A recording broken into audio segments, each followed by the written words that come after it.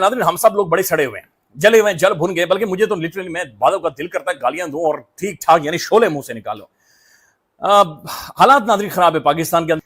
ज्यादा नाज़रीन मसाइल तो हैं। मेरा एक दोस्त है, वो स्ट्रेस ले लेकर ना ऐसे मक्खी बना हुआ है, उसके यहां पर अजीब गरीब किस्म की झुर्रियां पड़ गई हैं। पीएम नरेंद्र मोदी की ये तस्वीरें गुजरात से सामने आई हैं, जहां PM Narendra Modi Surya Kiran aerobatics team का ये शानदार प्रदर्शन देखकर हैरान रह गए। यकीन मानिए वो हंसना भूल गया है। चंद दिन पहले वो हंसा तो उसे हमने कहा कि भाई तू हंसना बंद कर, तुझे हंसते हुए देख के डर लगता है। यानी उसके एक्सप्रेशंस हर चीज में स्ट्रेस ले लेकर ऐसे हो गए कि बिल्कुल अजीब गरीब किस्म के। आज कोशिश करते हैं नाज़रीन चंद एक पॉजिटिव चीजों को देखने और समझने की। मसाइल तो मौजूद हैं, वो तो रहेंगे, लेकिन आखिर हो क्या, इसके पैरेलल क्या हो रहा है। नाज़रीन देखिए, एक बात समझे कि भारत हमारा सगा नहीं। सोमनाथ वो जमीन जहां इतिहास ने बार बार परीक्षा ली, जहां आक्रमण हुए, मंदिर नेस्तनाबूद कर दिए गए, लेकिन ना सनातन टूटा, न झुका, न रुका। जो है वो उसको कोई भी हरा नहीं सकता, शिकस्त नहीं दे सकता। लेकिन अगर हम मॉडर्न वॉरफेयर की बात करें, उन्हें अपना आप साबित किया है, चाहे वो साइबर वॉरफेयर हो, चाहे वो इंटेलिजेंस हो, या उसके अलावा मीडिया वॉर की अगर हम बात करें, उसकी भी आजकल इंतहाई अहमियत है, उसमें भी ने जो है वो खुद को साबित किया है। तो ओवरऑल इस तमाम तर चीजों के हवाले से आप क्या कहेंगे? पीएम नरेंद्र मोदी अपनी नजरें नहीं हटा पा रहे थे जब सूर्य किरण की टीम लगातार आसमान का सीना चीर के स्टंट परफॉर्म कर रही थी। दरअसल इस खास कार्यक्रम का आयोजन हुआ सोमनाथ मंदिर के पुनर्निर्माण के 75 साल पूरे होने पर। नरेंद्र मोदी जैसा नाज़रीन नहीं को हमलावर हो गया। ये मजाक नहीं है, ये कोई फिल्म नहीं है, ये कोई डॉक्यूमेंट्री नहीं है, ये कोई स्टेज ड्रामा नहीं है। 70 के करीब नाज़रीन भारतीय फाइटर जेट्स फिजाओं की तरफ बढ़ रहे थे।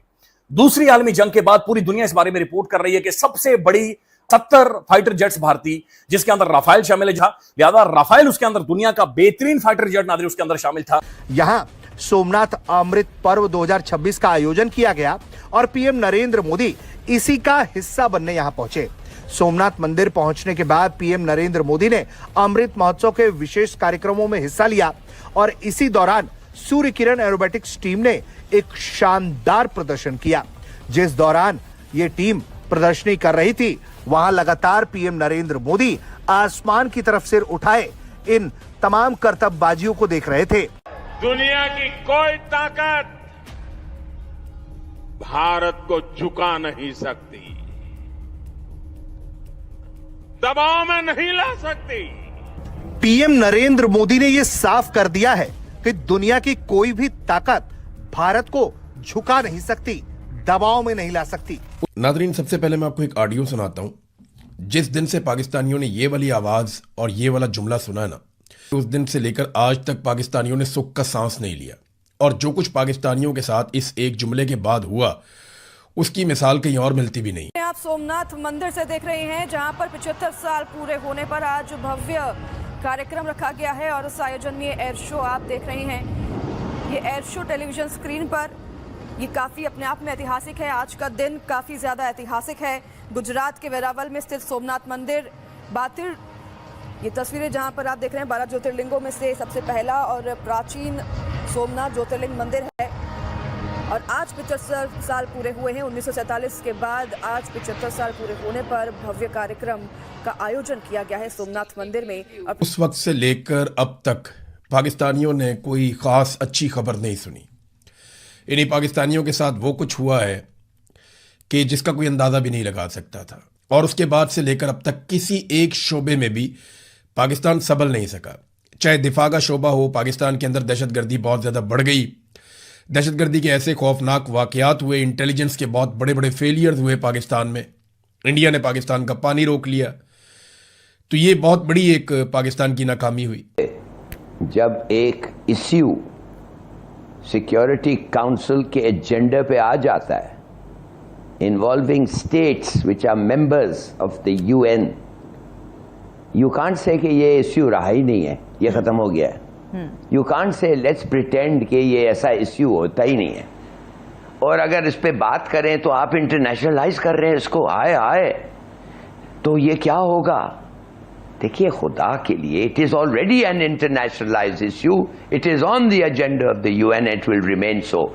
मेरे ख्याल में मैं बात करना चाहता हूं आपके साथ इस हमारे फील्ड मार्शल की तकरीर पे, जी जी जी। और मेरा ख्याल में कि व्हाट आई वांट टू, मैं कहना चाहता हूं हमारे ऑडियंस को कि what is he trying to say and how should he be understood. देखिए, पहले तो वो एक पॉइंट है, डिस्कस कर रहे थे इंडिया और पाकिस्तान के आपस के ताल्लुकात और इसके अलावा खित्ते की सूरत हाल। लेकिन अगर हम इंडिया की अंदरूनी पॉलिटिक्स की बात करें सेठी साहब, बीजेपी ने सिफारती नाकामियों, फॉरेन पॉलिसी की नाकामी, इसके बावजूद वहां पर जो सबसे बड़ा मार्का मारा है वो ममता जी का कला फतह करना है। मगरबी बंगाल यानी पश्चिम बंगाल में उन्होंने जो किया, इसको बहुत बड़े अपसेट से ताबीर किया जा रहा है और वहां उनके वंडर बॉय अमित शाह ने बहुत बड़ा किरदार अदा किया है इस जीत के अंदर।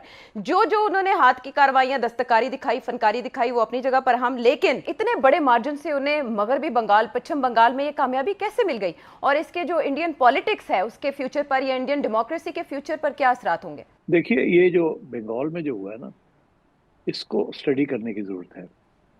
और बहुत से लोग हैं जो समझ रहे हैं कि जी बहुत हैरान कन, जबरदस्त सरप्राइज, शॉक।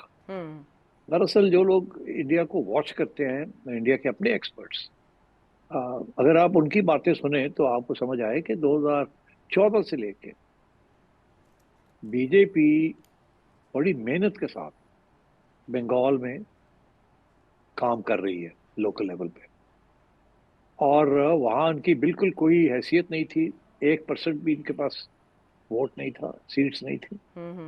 और 2014 से लेके आहिस्ता आहिस्ता अपनी ये सीट्स बढ़ाती जा रही है। 2021 में ये 77 सीट्स तक पहुंच गए थे और अब 2008 सीट्स हो गई हैं जी। और इसका मेन रीजन यही है कि लोकल लेवल पे इन्होंने बड़ी मेहनत से काम किया और वहाँ इन्होंने अपना हिंदू वोट जो है उसको कंसोलिडेट किया और ऑपोजिशन को से लोग खींच के अपने अंदर लेके आए हैं। ये बड़ी एक फोकस किस्म की एक्टिविटी बीजेपी कर रही थी, जिसका फल उन्हें अब जाके फुल फ्लैश मिला है। तो एक तरफ तो ये सारी बात है जिसको लोग समझते नहीं है, जो लोग वॉच कर रहे थे उनको ट्रेंड नजर आ रहा था कि ये इसी तरफ जा रहा है। दूसरी चीज ये है कि वो जब एक इश्यू सिक्योरिटी काउंसिल के एजेंडा पे आ जाता है involving states which are members of the UN, you can't say कि ये इश्यू रहा ही नहीं है, ये खत्म हो गया है। यू कांट से लेट्स प्रिटेंड कि ये ऐसा इश्यू होता ही नहीं है। और अगर इस पे बात करें तो आप इंटरनेशनलाइज कर रहे हैं इसको, आए तो ये क्या होगा? देखिए, खुदा के लिए, it is already an internationalised issue, it is on the agenda of the UN, it will remain so. मेरे ख्याल में मैं बात करना चाहता हूं आपके साथ इस हमारे फील्ड मार्शल की तकरीर पे। जी। और मेरा ख्याल में कि व्हाट आई वांट टू, मैं कहना चाहता हूं हमारे ऑडियंस को कि what is he trying to say and how should he be understood. देखिए, पहले तो वो एक पॉइंट है